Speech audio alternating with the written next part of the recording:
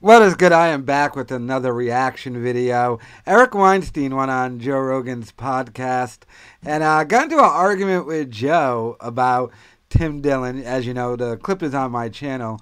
Tim Dillon making fun of Eric and Lex Fridman about what do these guys really do and stuff. But he got into a little argument with Joe about it, so let's go ahead and check it out, then I'll give you my thoughts on it. Economics that happened in the Harvard Economics Department, which is a second so-called marginal revolution where we changed the calculus underneath all of economic theory. So how does something like this happen? Is there a concerted effort? Did they get together and they have this idea, this is how we're going to do it? There's a 5-person commission behind closed doors that meets at the cousin's house of somebody on the commission in Florida. And in another presentation... Fucking Florida. Florida man. In another presentation, they say, we solved this at the kitchen table of my cousin's house in Florida. And you're just thinking like, okay, so it's 5 guys, Bob Packwood and Daniel Patrick Moynihan, Democrat and Republican, got together, picked 5 economists who were willing to play the dirty game. The dirty game broke into 2 teams. They knew exactly what they had to do. They found the results to put them together, to put in front of Congress, to put in front of the National Academy. And were they ever held accountable for this? No. There's an entire book called The Physics of Wall Street, in which my wife and I are chapter 10 and the epilogue, which it talks about they made Weinstein and Milani go away. Right? So what I'm trying to talk to you about is like this experience for me. I've never talked about this with anyone. I've talked to tons of people privately. This is going to go out into the world. I was, you know this question, like, what has Eric Weinstein ever done? I did that. I did the marginal revolution using gauge theory. Stop. That question is Tim Dillon joking around. Yeah, I know. He said, what did he never created the rotato. He was just joking. He was fucking around. That was the funny part about it.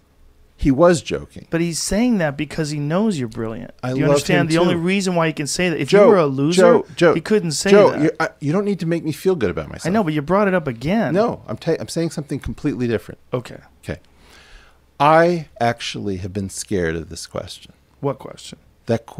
Tim's question taken seriously. Who's going to take it seriously? I'm taking it seriously. Okay. No, you're in a weird world. Okay, he is so butthurt what Tim Dillon did. Here's a weird world. You're in a world of serious intellectual people. But you're damn straight. You're also hanging out with Tim Dillon and me. And I love it. But but the problem is, like, you're conflating these two things. No, Joe, I'm not that angry at Tim Dillon. It's not. I'm not that angry.